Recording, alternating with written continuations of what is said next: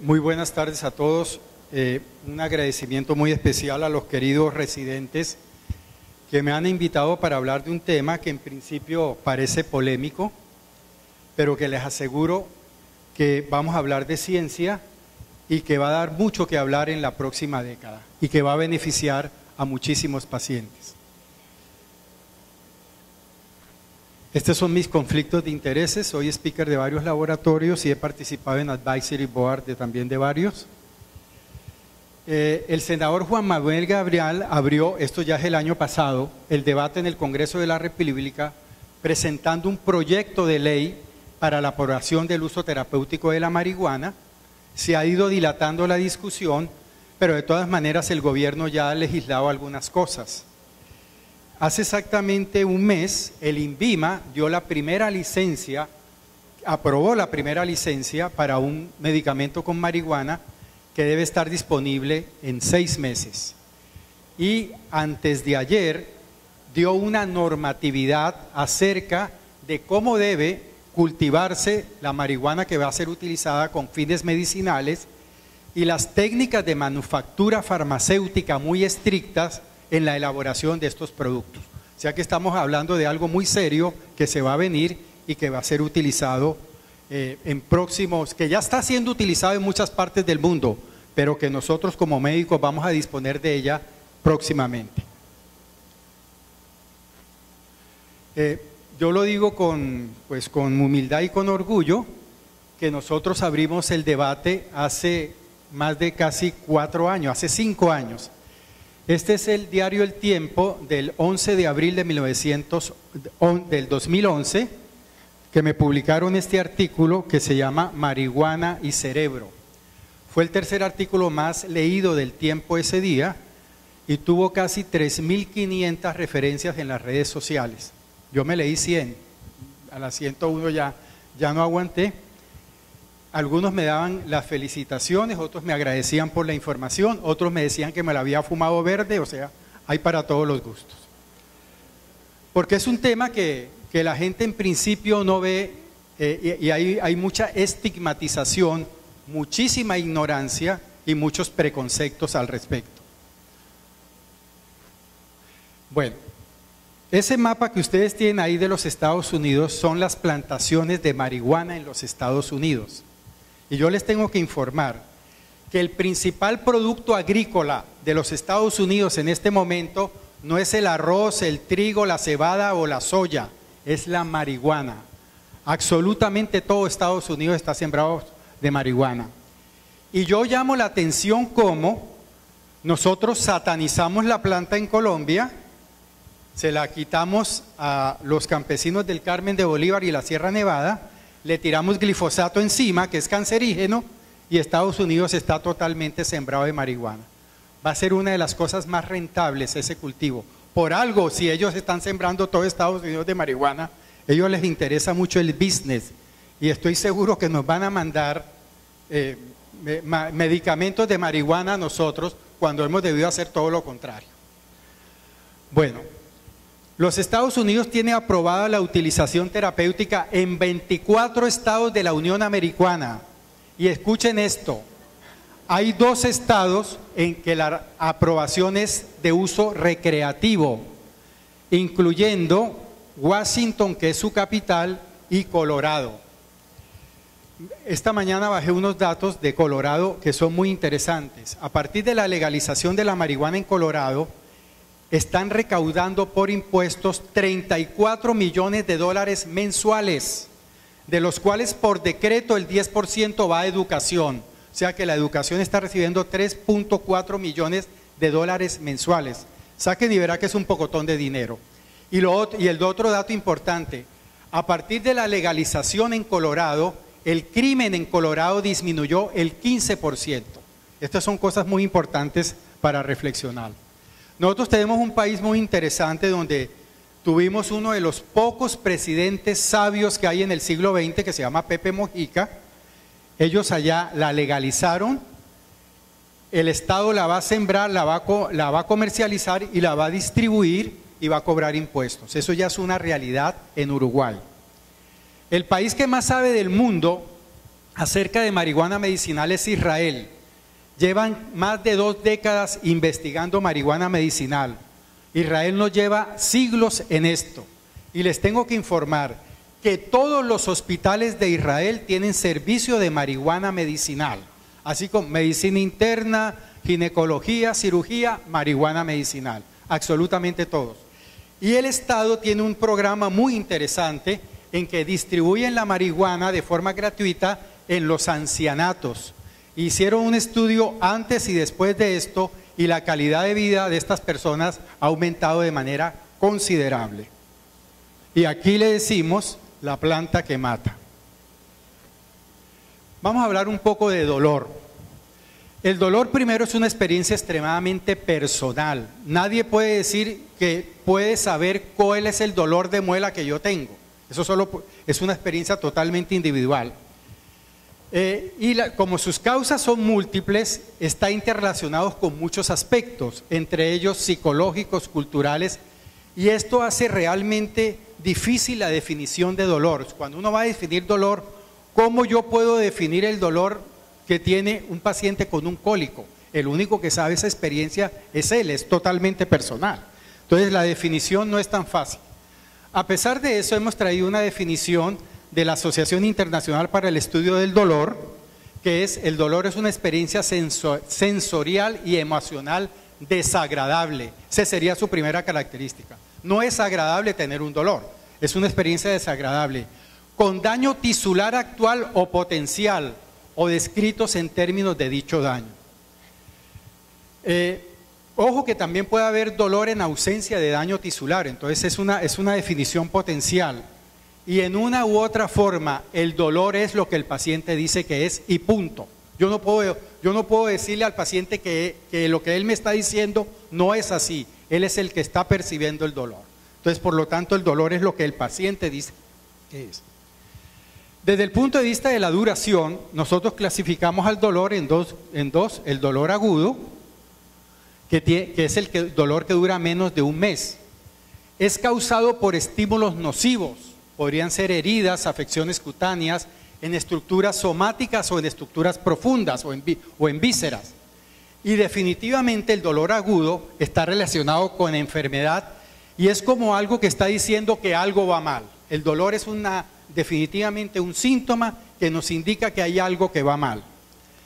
Y en cierto sentido, ese dolor agudo puede ser beneficioso, en el sentido que limita la actividad y previene un daño mayor. Si uno tiene un dolor en la rodilla que me impide que yo me movilice, probablemente me estoy protegiendo que al movilizarme pueda hacer un daño mayor.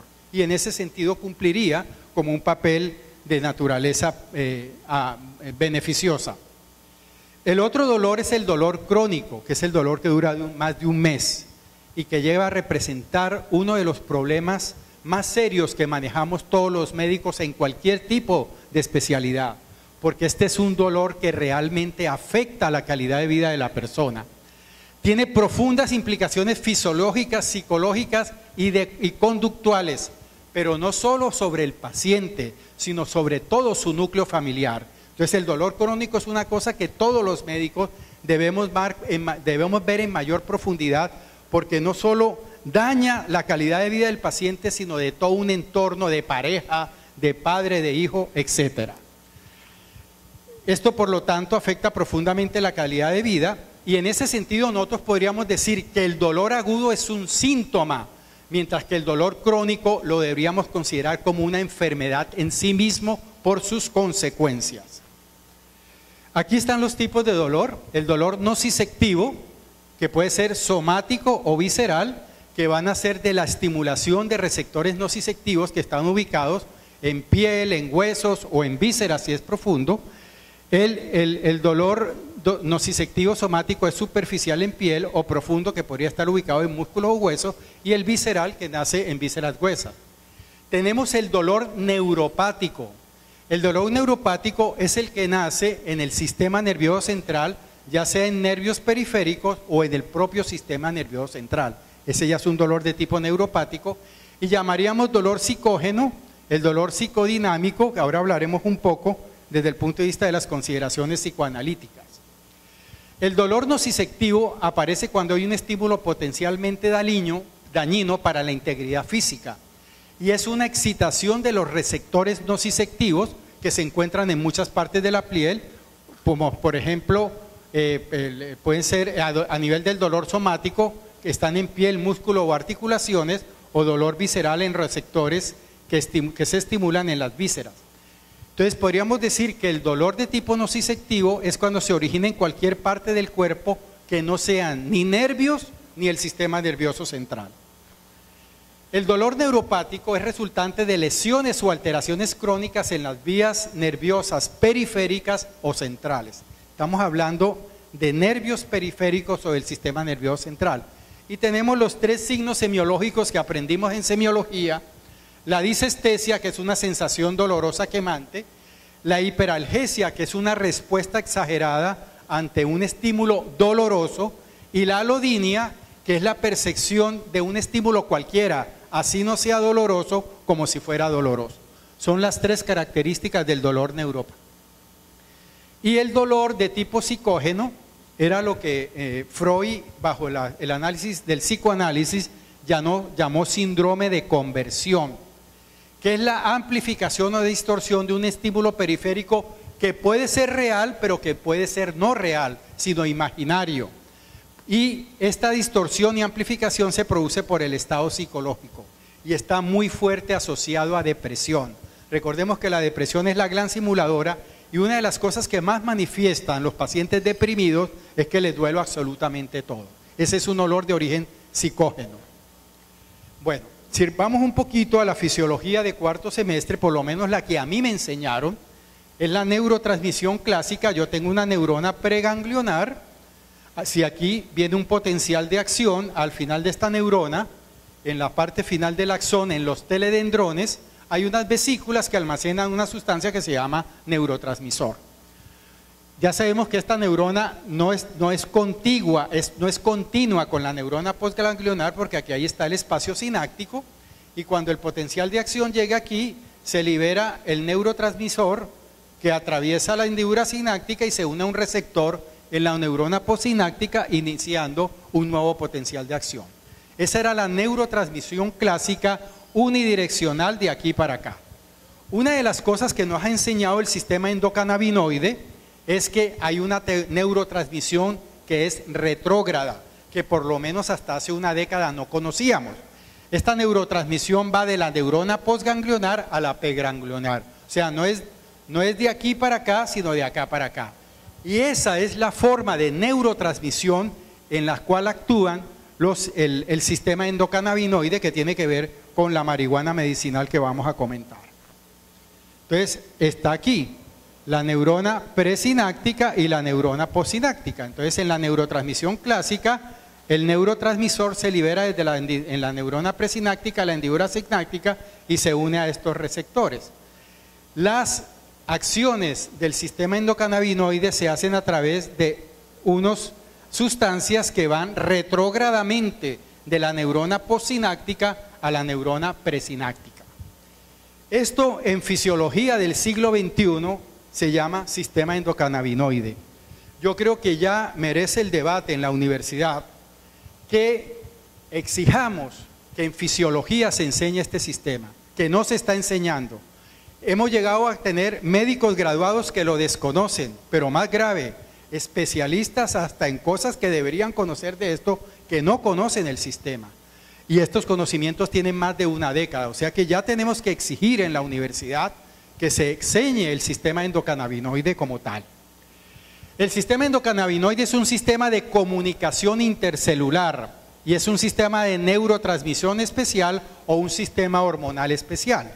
Cuando el sistema actúa a nivel del sistema nervioso central, es un sistema de neurotransmisión, pero cuando actúa en tejidos periféricos, es un sistema hormonal especial. O sea, los endocannabinoides serían neurotransmisores a nivel del sistema nervioso central y serían hormonas en tejidos periféricos. Este sistema evolucionado de comunicación intercelular evolucionó desde un sistema ancestral que está en las plantas, que es el sistema del ácido araquidónico. Yo he insistido mucho en los residentes y en los estudiantes de pregrado que pasan por allí. La medicina evolutiva y darwiniana es una de las bases de la medicina del siglo XXI. Y si no entendemos que somos un sistema biológico que tiene 3000 años de evolución biológica, ya el genoma humano fue determinado, no vamos a entender nada de lo que viene. Y este sistema endocannabinoide ha evolucionado de un sistema que apareció en las plantas, que son primos hermanas de nosotros. No estamos muy separados de las plantas. Recuerde que la papa tiene más genes que el genoma humano. Ese día me deprimí un poquito cuando aprendí eso. Pero, bueno, el ácido araquidónico es un ácido graso omega 6 que participa en el proceso de señalización en plantas y animales. En plantas modula la defensa frente a infecciones y frente al estrés. En animales modula el crecimiento del músculo, la agregación plaquetaria y de manera muy importante la inflamación. Hablemos un poco de la marihuana, de la cannabis sativa. Imagínense todos los representantes del reino vegetal, pastos, plantas, arbustos, árboles. Imagínense que es la marihuana. Ya esto hace de esta planta una planta extremadamente especial. Los cannabinoides contenidos en marihuana son el delta 9 tetrahidrocannabinol, el cannabinol y el cannabidiol. Son los tres fundamentales cannabinoides contenidos en marihuana. La marihuana se ha usado recreativamente y como medicamento desde la prehistoria. Y escuchen bien, la marihuana está citada en la Biblia. El Cristo, que quiere decir el ungido, porque desde tiempos del inicio del cristianismo se hacían unciones con aceite. Pues en los aceites iniciales de unción de los cristianos tenía 4 componentes. Y uno de esos componentes de unción en la raíz aramea, que es kenesbon, es marihuana. Para que investiguen un poquito al respecto. Los cannabinoides contenidos en la marihuana los vamos a llamar fitocannabinoides contenidos en la marihuana. Actúan estos cannabinoides que contiene la marihuana, ya sea el que la usa de manera recreativa o de manera medicinal, actúa porque estos cannabinoides se unen a unos receptores para cannabinoides que están localizados en el cerebro y otros tejidos. Por eso actúan, porque se unen a esos receptores. Y hay 3 tipos de receptores para cannabinoides, el CB1, el CB2 y el CB3. Era lógico pensar que el organismo no va a crear unos receptores cerebrales y en otros tejidos para una sustancia que viene de afuera. Si hay unos receptores endógenos para cannabinoides, es porque tiene que haber unos cannabinoides endógenos que normalmente se unen a esos receptores. Y efectivamente ya se descubrieron hace más de una década. Son los que llamamos endocannabinoides o cannabinoides endógenos, que son los cannabinoides que nuestro organismo producen de manera normal y permanente. Esos endocannabinoides son la anandamida, el 2-araquinodilglicerol, que son los que normalmente se unen a los receptores de cannabinoides CB1, CB2 y CB3. Esta palabra anandamida, los investigadores que la descubrieron le pusieron anandamida. Ananda es una raíz sánscrita de lo que se habló primero en la India, que significa felicidad. O sea, estos investigadores le ponen como neurotransmisor de la felicidad u hormona de la felicidad, porque una de las características del sistema es que el agonismo produce alegría, produce euforia. Entonces por eso lo pusieron anandamida. Estos dos, los endocannabinoides, son derivados del ácido araquidónico y como el sustrato para sintetizarlos son los fosfolípidos de membrana, la disponibilidad de sustrato para la síntesis es ilimitada. O sea que no hay, y no se almacenan en vesículas como los neurotransmisores clásicos, sino se producen de nuevo en el momento en que se necesiten. Entonces aquí tendríamos los cannabinoides derivados de las plantas, como un fitocannabinoide, el tetrahidrocannabinol, contenido en marihuana, y los cannabinoides endógenos producidos por nuestro organismo y la de otros animales, que es la anandamida y el 2-araquidonilglicerol. Ambos tipos de cannabinoides se van a unir a un receptor, en este caso un receptor CB1. Entonces aquí vemos la neurona presináptica y la neurona postsináptica. En la neurotransmisión clásica, aquí tenemos los neurotransmisores clásicos almacenados en vesícula que se liberan a la hendidura sináptica para unirse a diferentes tipos de receptores. El endocannabinoide se sintetiza en la neurona postsináptica y va de aquí para allá uniéndose al receptor. Y en gran medida lo que hace el endocannabinoide y el fitocannabinoide es modular la liberación de otros neurotransmisores. Y a través de esto es que ejerce sus acciones. Los receptores para cannabinoides son receptores de membrana que atraviesan la membrana en varios dominios y unos miran al exterior de la célula y otros al interior de la célula. Estos receptores para cannabinoides pertenecen a la superfamilia de receptores acoplados a proteína G y está señalizada por proteína GI.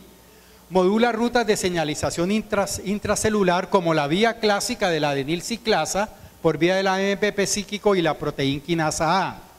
Pero también modula la conductancia de canales de calcio y potasio, el fosfatidil inositol 3 quinasa y otros más. Todo esto está siendo investigado ya, todas las partes finas moleculares de la acción de cuando los receptores son estimulados por los endocannabinoides. El receptor CB1 lo podemos considerar como el receptor central, el del sistema nervioso central, el que está a nivel del cerebro. Ojo con esto, el receptor CB1 para endocannabinoides o fitocannabinoides es el receptor más ampliamente distribuido en el cerebro. El que tiene más concentración como receptor cerebral es el receptor CB1. Se encuentra en los ganglios basales y el cerebelo, modulando actividad motora. Se encuentran en corteza y hipocampo, tienen que ver con memoria y aprendizaje. Muy importantemente, hay una concentración muy importante en la amígdala, por eso es que tiene que ver con las emociones. En el tálamo, la percepción sensorial. Se encuentra en el hipotálamo y la médula, lo que regula funciones autonómicas y endocrinas. Y esto que voy a decir es muy importante. No tiene expresión en el tallo cerebral. Por eso es que marihuana no tiene drogas, no tiene dosis letal. Las drogas que son letales son las que producen depresión del respiratoria y para ello tienen que tener expresión de receptores en el tallo cerebral. Marihuana no tiene, los receptores para cannabinoides no se expresan en el tallo cerebral. Y así como está expresado el CB1, que es el receptor fundamentalmente central, también se expresa en otros tejidos periféricos, pero en menor proporción. El receptor que más se expresa a nivel periférico es el receptor CB2, que es fundamentalmente el periférico. Tiene una distribución más restringida y esto es muy importante. Se encuentra de manera muy importante en las células del sistema inmunológico, como linfocitos, monocitos, macrófagos, en el vaso y en los ganglios linfáticos. Y se sabe que el sistema endocannabinoide a través de estos receptores CB2 es un modulador de la respuesta inmunológica. El receptor CB3, que es el receptor más recientemente descrito y del que se tiene menos información, son receptores diferentes que median algunas acciones de los endocannabinoides y son receptores acoplados a proteína G y de manera muy interesante algunos canales iónicos como el TRPV1, y esto está sometido a muchísima investigación actualmente. Esto es un esquema, por ejemplo aquí vemos el receptor CB1, que es una proteína que atraviesa la membrana celular en varios dominios, teniendo algunos que miran al exterior y al interior de la célula. En este caso sería una neurona y aquí sería el sitio de unión del endocannabinoide. Este es el receptor CB2 y este sería un canal iónico como el TPRB1 que está asociado al receptor CB3. Bueno, el sistema endocannabinoide, las interacciones de los cannabinoides, sean endógenos o fitocannabinoides con los receptores, está sometido a un sistema de síntesis y degradación. Así como se sintetizan, así se degradan. Está presente en todos los animales, derivan de la comunicación intercelular del ácido araquidónico y evolucionó de las plantas a partir de él, y como ya vimos es un sistema de neuromodulación retrógrada. La activación retrógrada de los CB1 cierra canales de calcio, abre canales de potasio sensibles a proteína G, dificulta la despolarización de la membrana e inhibe o modula la liberación de neurotransmisores como por ejemplo el glutamato. Su acción finaliza después de que se une al receptor por recaptación o por degradación intracelular, y eso lo hacen unas enzimas que son limpasas como la hidrolasa de amida que desnaturaliza la anandamida, o la lipasa de monoacilglicerol lipasa, que es la que degrada el otro endocannabinoide. Esto es muy importante y está sometido a investigación. Escuchen esto. Este sistema no solo se expresa en el adulto, sino también lo hace en el cerebro en desarrollo. En etapa prenatal, el receptor CB1 abunda en las células progenitoras, las que se van a convertir en nervios y en sistema nervioso. En el desarrollo cerebral, el sistema controla la proliferación, migración y diferenciación y supervivencia de las células neurales y los procesos de elongación y fasciculación de los axones y las conexiones sinápticas. Es decir, esto quiere decir que este sistema es clave en que un individuo alcance un coeficiente intelectual normal, y estas son informaciones relativamente recientes que apenas estamos empezando a comprender. El sistema endocannabinoide, a través de la modulación de neurotransmisores, tiene que ver con desarrollo cerebral a nivel de funciones cardiovasculares, gastrointestinales y hepáticas, regula la percepción del dolor, regula la neuroinflamación y tiene que ver mucho con los mecanismos de acumulación de energía. El agonismo o activación del sistema produce hambre y la inhibición del sistema frena el apetito. Eso tiene que ver con la acumulación de energía. Esto es tan cierto que hace más o menos 5 años se desarrolló un inhibidor de los receptores de cannabis, de cannabinoides, que se llamó Ritmonaban, nombre comercial Acomplia, y se autorizó la utilización terapéutica. El problema que se tenía era que, porque tenía interesantes efectos sobre el síndrome metabólico, las personas perdían peso porque el apetito disminuían diámetro de cintura, bajaban los triglicéridos y otros parámetros de riesgo cardiovascular. Pero ¿qué pasó con muchos de estos pacientes? ¿Y por qué los que venimos estudiando el sistema hace mucho tiempo nunca lo usamos?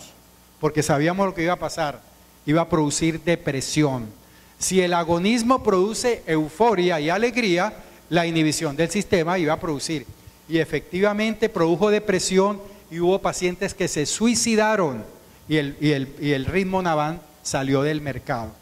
Están tratando de hacer un inhibidor que no tenga efectos centrales, pero sinceramente si uno estudia un poco la parte de los receptores, yo no sé cómo podrían hacerlo.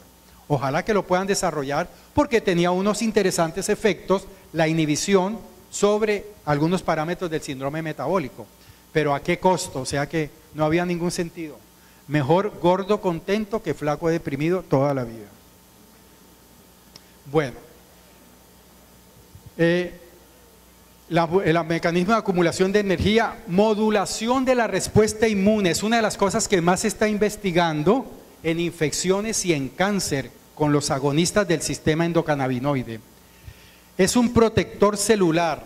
Estudios hechos por el Instituto Nacional de Salud de los Estados Unidos demostraron que los endocannabinoides tienen mucho que ver cuando hay un infarto cerebral. A propósito, una excelente conferencia acabo de escuchar de un neurólogo muy joven de Barranquilla, me alegro mucho y lo felicito. En las zonas aledañas al infarto, esas neuronas que todavía están viables pueden ser protegidas por el sistema endocannabinoide. Y hay una cosa que están estudiando mucho los psicólogos y los psiquiatras, que es el sistema como un protector psicológico, para eso que llamamos dolor del alma. Cuando se tiene una experiencia aversiva psicológica muy fuerte, como sería por ejemplo la pérdida de un familiar cercano, cuando uno pierde un familiar cercano uno se siente como partido en dos. Y la sensación que se tiene es que ese dolor tan grande que yo tengo no lo voy a dejar de sentir nunca, eso es lo que piensa uno. Parece que el sistema endocannabinoide es un protector psicológico que ayuda a que las personas se adapten a una situación psicológica tan extrema como la pérdida de un familiar cercano, porque el problema es que uno siempre tiene como en el presente, en la memoria eso. Entonces el sistema ayuda a que esto vaya estando más en el recuerdo y en la memoria y no lo esté uno retrotrayendo permanentemente al presente. Le ayuda a la fase de duelo y a recuperarse de una experiencia psicológica muy aversiva como sería una situación de esta. Bueno, hablando de marihuana y dolor, lo primero que podemos decir es que fue uno de sus primeros usos médicos, sobre todo para el dolor crónico del cáncer, para migrañas y para el dolor de la esclerosis múltiple. Esto es muy importante. A diferencia de los analgésicos narcóticos como morfina, tramadol o fentanil, que son nuestros analgésicos más potentes todavía, la morfina no crea la marihuana adicción ni incapacidad. Todos los analgésicos opiáceos son extremadamente adictivos y la persona termina volviéndose adictivo a estos analgésicos, pero de todas maneras son los más potentes que tenemos. Pero hago la salvedad de que marihuana no es adictiva. Y aquí está la escala adictiva de las drogas para que vean cómo las políticas de las drogas que se ha hecho a nivel internacional son totalmente absurdas e irracionales y no cuentan con la ciencia ni con la información adecuada. Hay una escala de adictividad donde 100 es una droga completamente adictiva y 1 sería una droga que no es adictiva. Miren en dónde está la droga más adictiva de todas, se llama nicotina. Es legal, me pueden pillar con 200 paquetes de cigarrillo, no pasa nada. Y es la droga más adictiva de todas. Una persona que se fume 100 cigarrillos, que son 4 cajetillas o 5 cajetillas de cigarrillo, queda adicto a nicotina. Y es muy difícil salir de nicotina, y los fumadores lo saben, porque es una adicción no psicológica, es una adicción física, y es la más adictiva de todas las drogas. Le sigue metanfetamina, que se está consumiendo mucho, hace mucho daño, 98 el crack, pero miren, 85% el Valium, que lo empleamos los médicos y lo hemos empleado a lo largo de años, 85% de adictividad. Metacualona se usó mucho en Barranquilla en los años 70. El Seconal, pero mire los que se toman las cervecitas, incluyéndome a mí los sábados. Y el Olpar, 81 alcohol, 81. Y es droga legal. Las dos drogas que más causan problemas de salud pública en el mundo se llaman alcohol y cigarrillo y son las más adictivas, pero son drogas legales. Y tenemos el colmo de, ¿cómo se llama? De tener, desde el punto de vista, aquí se ha hablado de prevención, nosotros no, aquí no, los médicos, ni la salud pública, ni el sistema de salud previene nada. Las dos drogas más adictivas y que causan más daño en salud pública, el cigarrillo está asociado a todo lo que quieras, cáncer de pulmón, cáncer de garganta, aterosclerosis y el alcohol, accidentes de tránsito, violencia intrafamiliar, cirrosis, aterosclerosis, obesidad y póngale punto suspensivo. Son totalmente legales. Ahora vayan hacia abajo, heroína 80, cocaína 72, cafeína, el cafecito de la mañana 68% en la escala de actividad. Y mira dónde está marihuana, 21. Y esta es totalmente ilegal, sobre todo en los gobiernos anteriores, pretendían que una persona que tuviera un tabaco de marihuana lo clavaran a la cárcel. Es una política totalmente errada y absurda, que por fortuna en el mundo está dando un giro de 360 grados y la gente está entrando en razón. Bueno. Marihuana y dolor. La activación del CB1 produce liberación de dopamina y otros neurotransmisores que le confiere su acción analgésica. La acción analgésica de marihuana está dada por agonismo del CB1 y por liberación fundamentalmente de dopamina. No podemos decir que la marihuana es un analgésico potente, porque no es un analgésico potente. Podríamos ubicarlo entre leve e intermedio. Sí tiene su efecto analgésico dado por la dopamina. Los otros, los opiáceos, son mucho más potentes.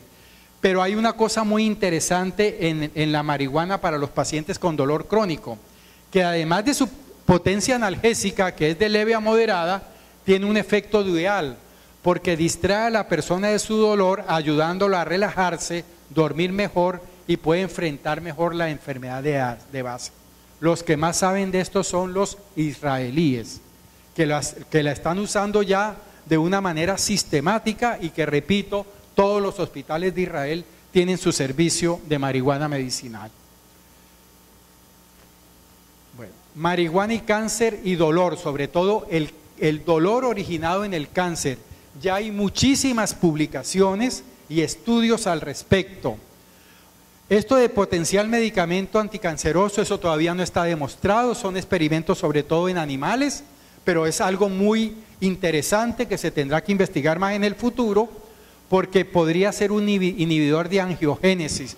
Y usted sabe que donde más se está trabajando, además de los ciclostáticos que actúan a diferentes fases del ciclo celular en cáncer, es hacer que el tumor no tenga vasos sanguíneos, y es una forma pues de matar el tumor. Entonces, inhibidor de angiogénesis, esto sí está muy bien demostrado, la disminución del dolor, y este es uno de los utilizaciones clínicas más útiles, que es la disminución de las náuseas de la quimioterapia, bien establecido. Y ya muchos oncólogos en Estados Unidos y en Europa lo están usando. Ahí hay publicaciones del Instituto Nacional del Cáncer y de diferentes publicaciones internacionales al respecto del dolor a nivel del cáncer. Estas guías de neurología, sobre todo del dolor neuropático, que es uno de los dolores más difíciles de manejar, ya involucra preparados con cannabis para tratar dolor neuropático, y va a ser una de las cosas donde más nos vamos a beneficiar, porque desafortunadamente el dolor de la neuropatía diabética, con todos los mejores como el ácido alfa-lipoico, el tiotaxid, la pregabalina, hay pacientes que no les sirve absolutamente para nada, porque al ser un daño estructural en el nervio periférico producto de la hiperglicemia, es extremadamente difícil y a algunos pacientes le compromete su calidad de vida. Estamos esperando estos preparados a ver si podemos ayudar en este tipo de dolores a estos pacientes. Investigadores de la Universidad de California evaluaron cannabis inhalada versus placebo en pacientes con neuropatía diabética refractaria al tratamiento, con una reducción significativa de la sintomatología dolorosa. O sea que esto es muy esperanzador, que estos preparados nos pueden ayudar en una de las situaciones más difíciles que tenemos los que manejamos pacientes diabéticos, que es la neuropatía diabética. ¿Qué pasó? ¿Se le acabó la pila? ¿Sí? Bueno, este es investigadores de la Universidad de San Diego, estudios en varios tipos de dolor neuropático, incluyendo pacientes con lesión de médula espinal asociada a VIH, demostraron la eficacia de los cannabinoides en estas diferentes causas de dolor neuropático. O sea, no solamente dolor de neuropatía diabética, sino dolor neuropático de otras causas también. Hay más de 10 ensayos clínicos controlados con más de 1000 pacientes publicados en este journal. Dame la siguiente. Bueno, compañeros, primera cosa, como médicos nos tenemos que oponer a la inhalación de humo por el EPOC y las otras consecuencias de la inhalación de humo. Por lo tanto, los preparados que vamos a darle a nuestros pacientes no involucran inhalación de humo, porque hay otras formas de administrar. Fundamentalmente la marihuana medicinal se está administrando en forma de vapor, vaporización. Ya hay vaporizadores, los mejores son los diseñados en Alemania, y es una de las formas como los pacientes se le está administrando. La otra es en forma de tinturas y en formas tópicas, o sea que eso debe quedar claro, que no vamos a administrar marihuana medicinal fumándola, porque como médicos nos tendríamos de entrada que oponer a la inhalación de humo. Dame la siguiente. Aquí, por ejemplo, este paciente está recibiendo marihuana medicinal vaporizada.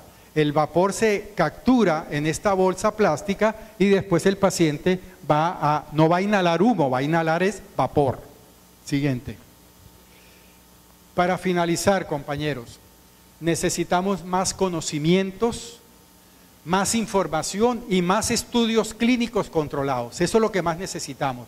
Evidencia, evidencia. Nuestra medicina en gran parte en el siglo XXI se basa en medicina basada en evidencia, pero recuerde que está irrumpiendo el tipo de medicina basada en lo que llamamos involucrando al paciente. Eso va a ser muy importante porque es que nosotros hacemos los estudios casi que con pacientes irreales, ¿no? Porque uno ve los criterios de inclusión y exclusión de los estudios y a veces se estudian como ángeles, situaciones que no son el mundo real. Entonces la medicina va a involucrar mucho, además de la evidencia, al paciente, que es realmente la persona más importante para la medicina como tal. Los médicos no somos lo más importante para la medicina, son los pacientes como tal. Entonces, estudios clínicos controlados, necesitamos abrir un poco la mente, porque toda la información que los medios de comunicación nos dan a diario satanizan este tipo de terapias, la gente habla mal de ellas y por simple ignorancia y falta de conocimiento, con solo decir que cuando capturan uno al hijo de marihuana dice se capturó 1 tonelada del alucinógeno, eso es completamente, no corresponde a la realidad, es una información falsa. La marihuana no es un alucinógeno. Alucinógeno es una droga que produce alucinación, como el ácido lisérgico, el LSD, el peyote o los hongos alucinógenos. Y se habla de alucinógeno, una sustancia que no tiene nada que ver con eso. Solo el conocimiento nos libera, la ignorancia nos empobrece y nos impide el desarrollo. Y son las nuevas generaciones de médicos, de especialistas, de internistas y de médicos generales las que tienen que romper con toda esta inercia y toda esta ignorancia y cambiar la historia. Dame la siguiente, por favor. Muchas gracias.